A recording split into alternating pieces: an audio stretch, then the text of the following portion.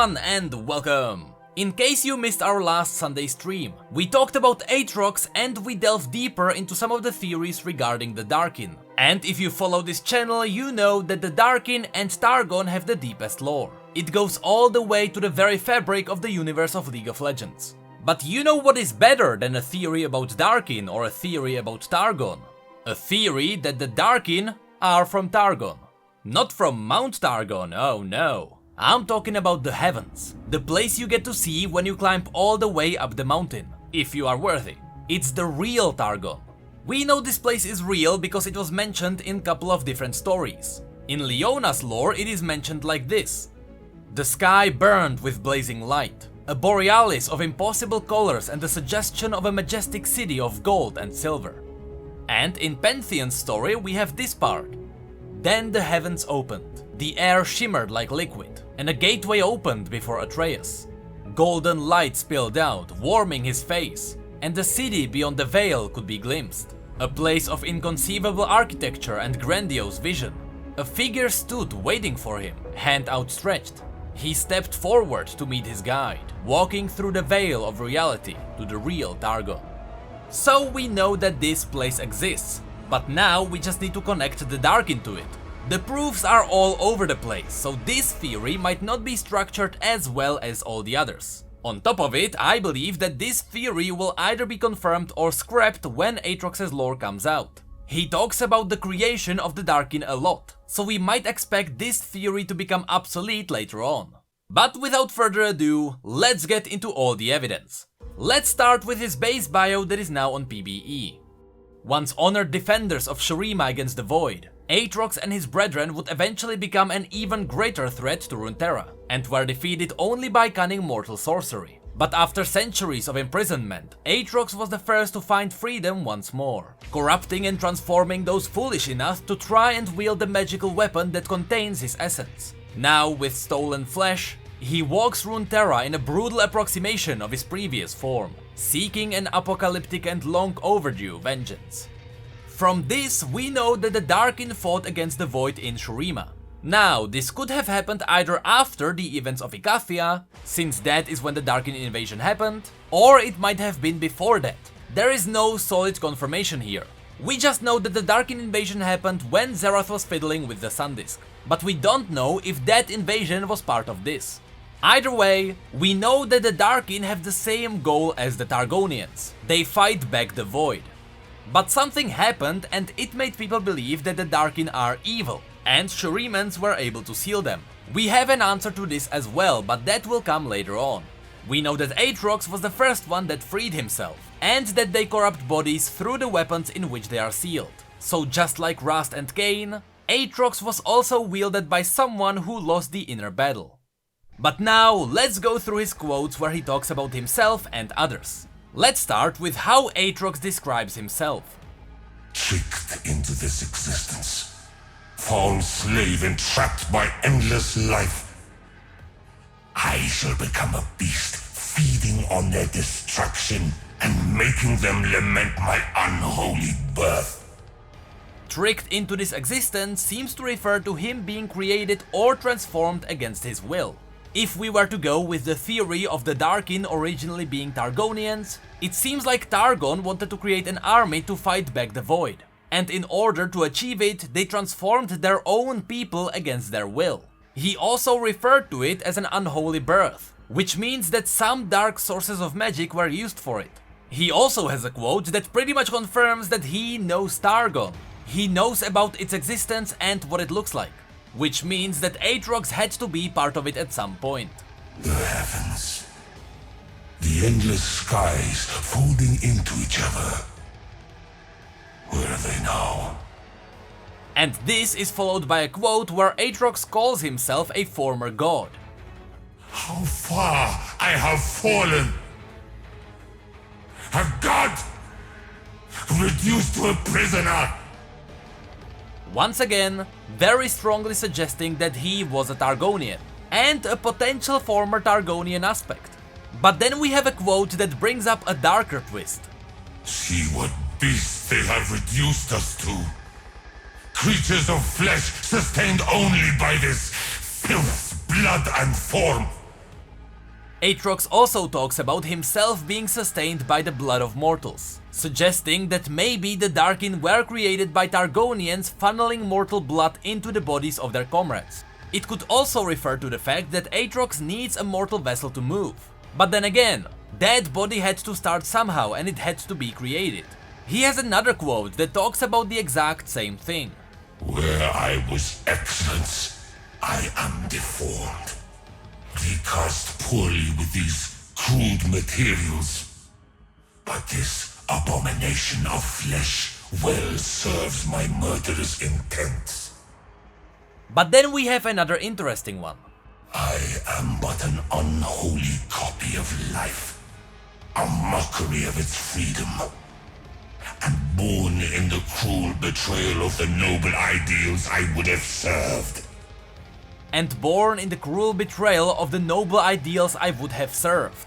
Again, he would have served Targon and he would have fought for their noble cause, that being fighting back the void. Then we have yet another quote that pretty much confirms Aatrox being a former Targonian. I touched the stars and saw the glorious light of 1,000 suns. Now, blinded by this elegance, how could my purpose be anything but dark? And the final quote about his past that I really want to focus on is this one. We had another name once. Now we are Darkin. They had a different name, so either they had their own ranks within the holy city of Targon, or their civilization just has its own name. But now we have a look at how the Darkin were created, and more importantly, why. We know that Targon's goal is to wipe out the void, and the easiest way to do it is to seal their rifts using Aurelian's soul. But when the creatures spread on the surface, Aurelian would destroy the landscape trying to defeat them. That's why Targonians have to actually come down to Runeterra to fight them back. The issue here is that if someone dies fighting against the void, they get twisted and corrupted by it. And in the end, they would become yet another soldier in the void army.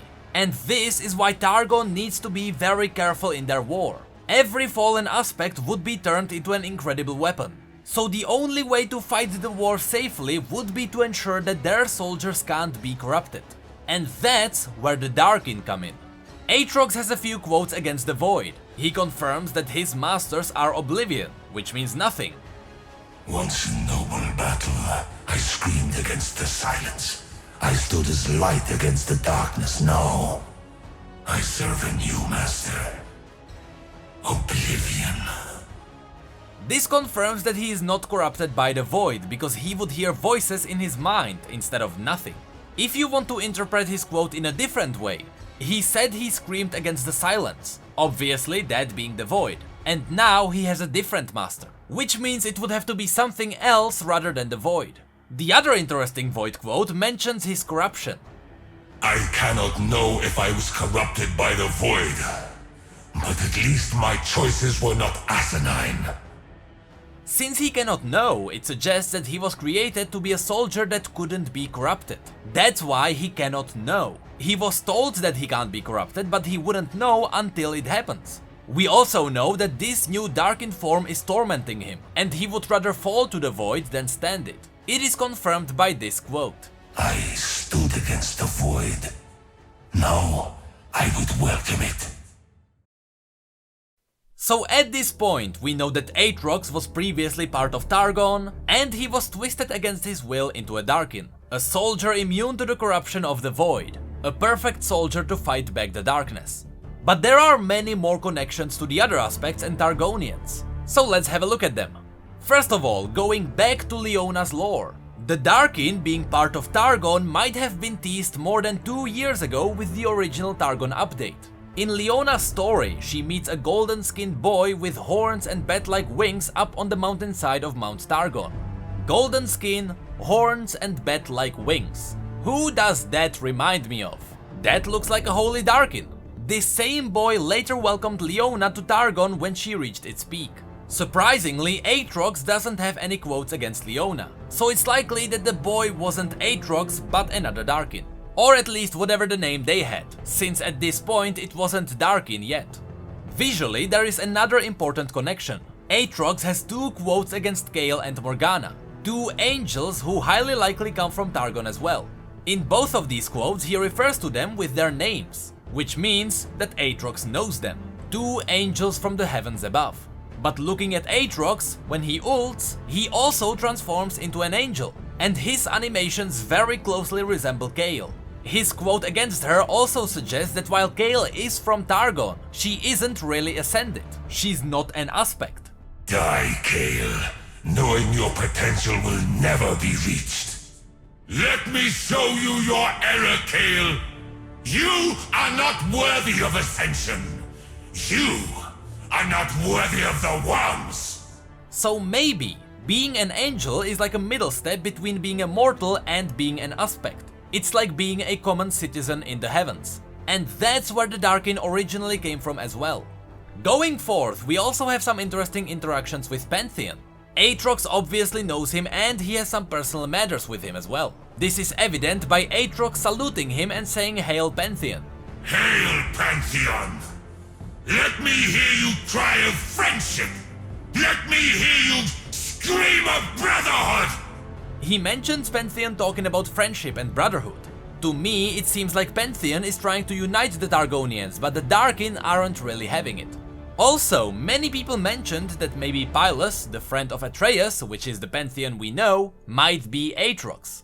Here I would say no. While Aatrox knows Pantheon, he knows the aspect of war. He doesn't know the specific Pantheon that we know, he doesn't know Atreus. So don't look into any special meanings there. However, Aatrox still calls him a betrayer. Hail, Pantheon!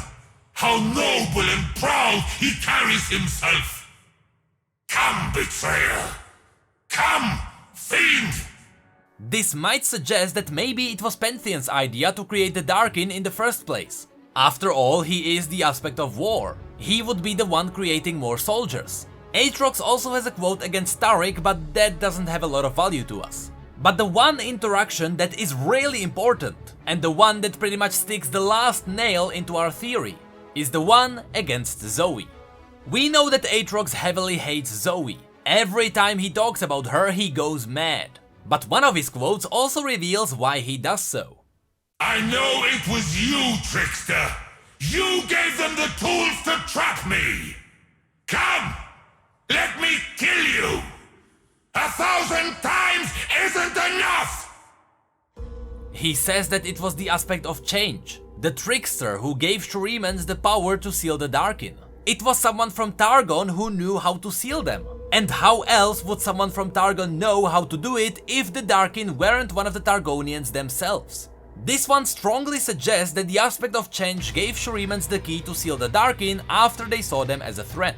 And this is the one last little piece that we are missing.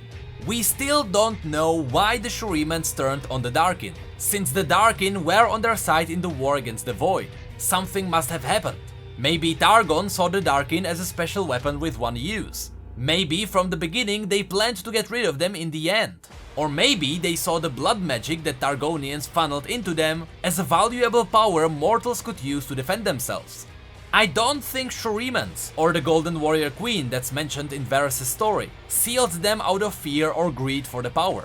Remember that it was the trickster who gave them the tools. So in the end, the Darkin were sealed because Targon willed it. However, there is one last logical explanation of why the Darkin turned evil. If it is true that the Targonians created the Darkin by shoving bunch of mortal flesh and blood into the bodies of their soldiers, and if it is true that the Darkin are fueled by the blood and they need it to live, then obviously the Darkin may not want to die, so they kill others to gather the blood and live. Maybe Targon's plan was to let the Darkin starve out after the Void War, but instead the Darkin rebelled. There is only one little catch in this. Aatrox said himself that he would rather die to the Void than to live like this. But that could only hint that the Darkin are immortal, and they cannot die. They can only suffer.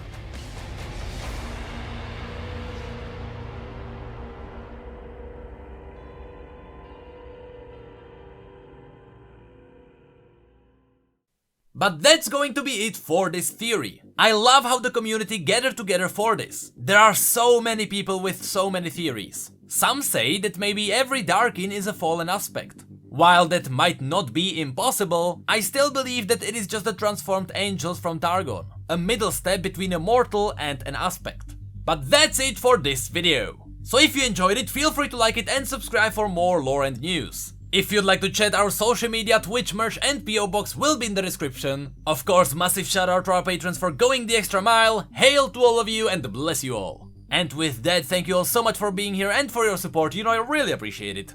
And as always, thank you again.